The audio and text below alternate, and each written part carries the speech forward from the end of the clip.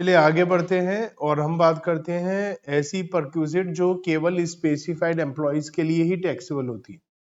तो ऐसी परक्विजिट जो केवल स्पेसिफाइड एम्प्लॉयज के लिए टैक्सेबल होती है वो है हमारे सामने 5। Motor car facility, gardener, watchman, sweeper या एनी हाउस होल्ड जो सर्वेंट होता है उसकी facility, gas, electricity, water, educational facility और कंसेशनल ट्रांसपोर्ट फैसिलिटी।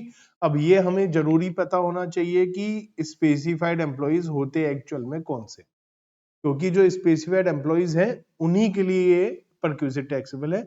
और ये स्पेसिफाइड कौन होते हैं इसके बारे में हम बात करते हैं। सबसे ज्यादा इंपॉर्टेंट यही बात है कि स्पेसिफाइड एम्प्लॉयज होते कौन से। तो meaning of specified employees, specified वो होते हैं जो हमारे कोई भी एक, कम से कम एक कंडीशन 3 में से सेटिस्फाई कर, मतलब अगर एक भी सेटिस्फाई हो गई तो स्पेसिफाइड एम्प्लॉई है। 3 में से तीनों हो गई, 2 हो गई, 1 हो गई तो वो स्पेसिफाइड एम्प्लॉई है। सारी होनी जरूरी नहीं है, कोई सी भी एक होते ही स्पेसिफाइड एम्प्लॉई हो जाएगा। तो स्पेसिफाइड एम्प्लॉई कौन है? जो डायरेक्टर होगा।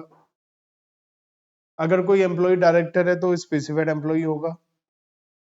दूसरी कंडीशन है कि एम्प्लॉय का सब्सटेंशियल इंटरेस्ट हो कंपनी में, और सब्सटेंशियल इंटरेस्ट का मतलब है कम से कम 20% या उससे ज्यादा वोटिंग पावर हो। तो आप ये कह सकते हैं 20% या उससे ज्यादा इक्विटी शेयर हो या वोटिंग पावर हो अगर कंपनी के अंदर, तो वो है स्पेसिफाइड एम्प्लॉय। डायरेक्टर है स्पेसिफाइड एम्प्लॉय हो जाएगा। 20% या उससे ज्यादा इक्विटी शेयर है, स्पेसिफाइड एम्प्लॉय हो जाएगा। तीसरी कंडीशन ऐसी है जिसमें लगभग 99% एम्प्लॉय आ जाएंगे। वो ये है कि जिसकी मॉनेटरी सैलरी के हेड में 50,000 रुपए से ज्यादा है सालाना, एक साल की। तो मतलब स्टैंडर्ड डिडक्शन लेस करने के बाद में 50,000 से ज्यादा मॉनेटरी सैलरी है, मतलब परक्विजिट ऐड मत करो, मॉनेटरी सैलरी 50,000 से ज्यादा। 50,000 तो क्या ही है, इसका मतलब लगभग 99.99% सारे एम्प्लॉय क्वेश्चन में स्पेसिफाइड होंगे ही होंगे। अनटिल अनलेस बहुत ही कम 1,000-2,000 रुपए महीने की उसकी सैलरी दे रखी है तो अलग बात है। नहीं तो अगर 10,000, 15,000, 20,000 रुपए महीने की सैलरी है तो भी वो स्पेसिफाइड एम्प्लॉय तो हो ही जाएगा। तो हमें 3 में से कोई सी भी एक कंडीशन लगते ही वो कौन हो जाएगा? Specified employ. और स्पेसिफाइड एम्प्लॉय होती है उसके लिए 5 परक्विजिट और ज्यादा टैक्सेबल हो जाएंगी। इसमें मोटर कार फैसिलिटी सबसे ज्यादा इंपॉर्टेंट है और जो सबसे ज्यादा टाइम कंज्यूमिंग है। उसके अलावा जो है वो तो सब आराम से सिंपल सी है, हो ही जाएंगी। अगर एम्प्लॉय स्पेसिफाइड एम्प्लॉय नहीं है तो ये वाली परक्विजिट उसके लिए टैक्सेबल नहीं होंगी। ठीक है, तो ये केवल स्पेसिफाइड एम्प्लॉयज के लिए ही परक्विजिट टैक्सेबल है।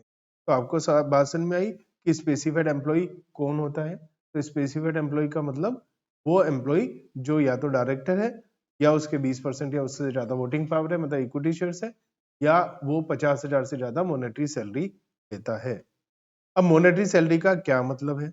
तो मॉनेटरी सैलरी का मतलब है ऐसा है सैलरी के अंदर जो उसकी आ रही है इनकम, परक्विजिट को छोड़कर, नॉन कैश बेनिफिट्स को छोड़कर बाकी सारी चीजें ले लेंगे। Basic salary, taxable DA, taxable bonus, commission, fees, taxable allowances, और कोई मॉनेटरी परक्विजिट भी ले लेंगे जो monetary perquisite. Non monetary perquisite नहीं लेंगे, जैसे रेंट फ्री हाउस मिल रहा है तो वो नहीं लेंगे। इसके अलावा एनी अदर पेमेंट जैसे gratuity, pension, leave, salary, but it will not include PF contribution, क्योंकि पीएफ कंट्रीब्यूशन आपके हाथ में नहीं आता, वो सीधा जमा हो जाता है। ठीक है, तो पीएफ कंट्रीब्यूशन के अलावा जो भी कैश में हाथ में आ रहा है सारी चीजें ले लेंगे। इवन कोई एरियर ऑफ सैलरी या एडवांस सैलरी है तो उसे भी हम ले लेंगे। अगर एक एम्प्लॉयर से ज्यादा एम्प्लॉयर है तो हम सभी को ले लेंगे, और 2 या 2 से ज्यादा एम्प्लॉयर है तो वो भी सब हम तो सबकी सैलरी ऐड कर लेंगे। ठीक है, तो ये भी हो जाएगा। स्टैंडर्ड डिडक्शन मिल जाएगी 50,000 रुपए अगर वो 115 बीएसी से बाहर जाता है, और 115 बीएसी में रहता है तो 75,000 रुपए, ये उसको स्टैंडर्ड डिडक्शन दे देंगे। उसके बाद हम देखेंगे 50,000। अगर वो पुराने में है तो डिडक्शन एंटरटेनमेंट अलाउंस और डिडक्शन प्रोफेशनल टैक्स की भी माइनस कर देंगे अगर वो ऑल्टरनेट स्कीम में जाना चाहता है। ठीक है, क्योंकि अगर हम पुराने ऑल्टरनेट रिजीम में जाते हैं तो ऐसी सिचुएशन में ऑल्टरनेट रिजीम में दो डिडक्शन और मिलती है, एंटरटेनमेंट अलाउंस और प्रोफेशनल टैक्स की, डिपेंडिंग ऑन द सिचुएशन जो भी उसकी कंडीशन।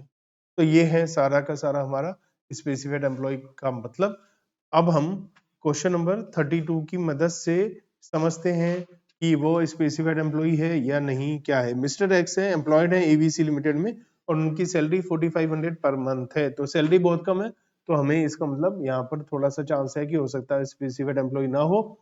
डीए 500 रुपए है, एम्प्लॉय ने उसे चिल्ड्रन एजुकेशन अलाउंस दिया 300 रुपए, एक बच्चे के लिए एंटरटेनमेंट अलाउंस भी मिलता है 35 रुपए पर मंथ, एम्प्लॉयर ने प्रोफेशनल टैक्स की भी पेमेंट करी है, एम्प्लॉयर ने उसे रेंट फ्री एकोमोडेशन भी दिया है, और उसको एरियर ऑफ सैलरी भी मिली है, एडवांस सैलरी भी मिली है। Compute employ monetary income to determine whether he is specified और नॉट। तो यहाँ पर हमें क्या समझना है कि वो स्पेसिफाइड है या नहीं है, ये बात हमें समझनी है। ठीक है, तो यहाँ पर आप ये और लिख लीजिए, अंडर बोथ रिजीम। तो हम न्यू ओल्ड दोनों में निकाल कर देखेंगे, न्यू में क्या है, ओल्ड में क्या है ना। तो 115 बीएसी में क्या है और ऑल्टरनेट में, तो डिफॉल्ट रिजीम में क्या है और ऑल्टरनेट में क्या है, दोनों में हम निकाल कर देख लेंगे। उससे क्या होगा, हमें दोनों का पता चल जाएगा। अब एग्जाम में क्या आ जाए हमें तो मालूम नहीं है ना, तो हम दोनों एक बार निकाल कर देख लेते हैं। सबसे पहले हमें क्या लेना है, बेसिक सैलरी। तो बेसिक सैलरी कितनी है, 4500 रुपीज पर मंथ। तो 4500 पर मंथ के हिसाब से कितना हो गया, 54,000। तो दोनों में ही आ जाएगा, ये दोनों में आ जाएगा। 500 पर मंथ के हिसाब से कितना हो गया, 6000, दोनों में ही आ जाएगा। Children education allowance,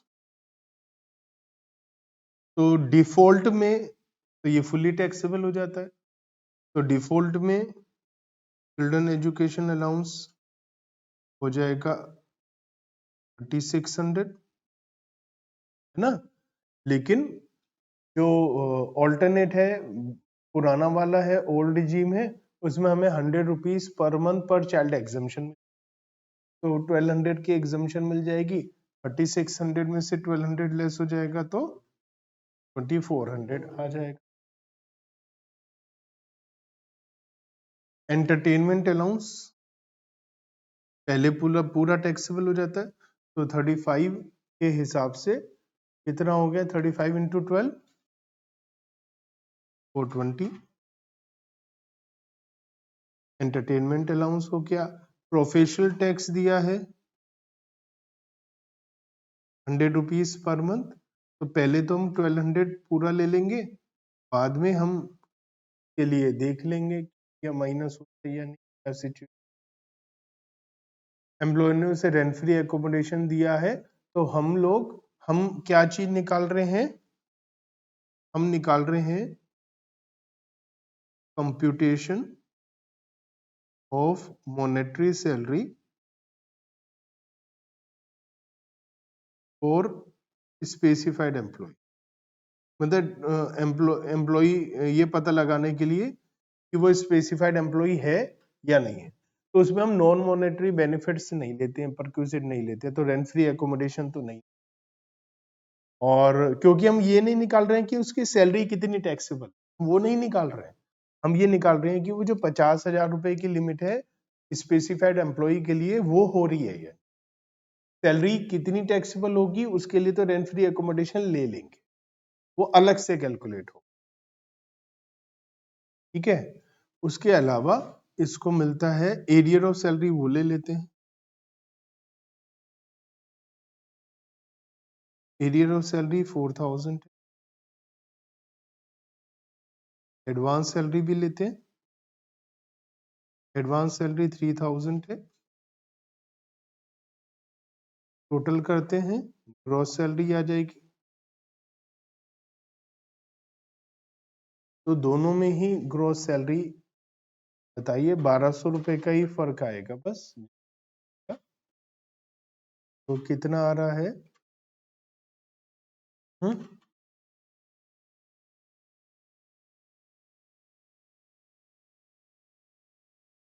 72,220। इसमें से 1200 हटा देते हैं, 71,020 आ जाएगा, है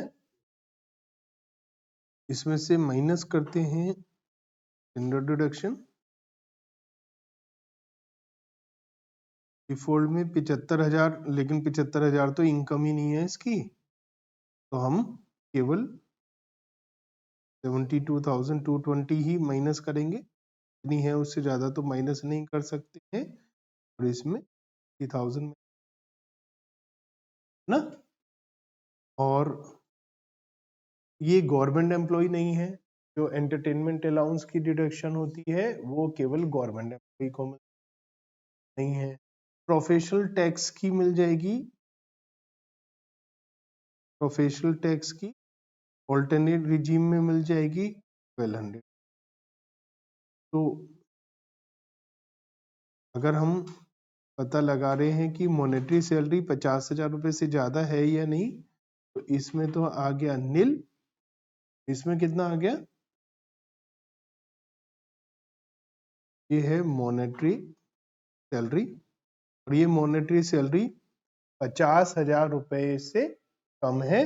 तो ये है दोनों ही सिचुएशन में नॉन स्पेसिफाइड एम्प्लॉय। दोनों ही सिचुएशन में ये नॉन स्पेसिफाइड एम्प्लॉय है। तो जो 5 परक्यूजिट स्पेसिफाइड एम्प्लॉय के लिए टैक्सेबल होती है वो टैक्सेबल नहीं होगी।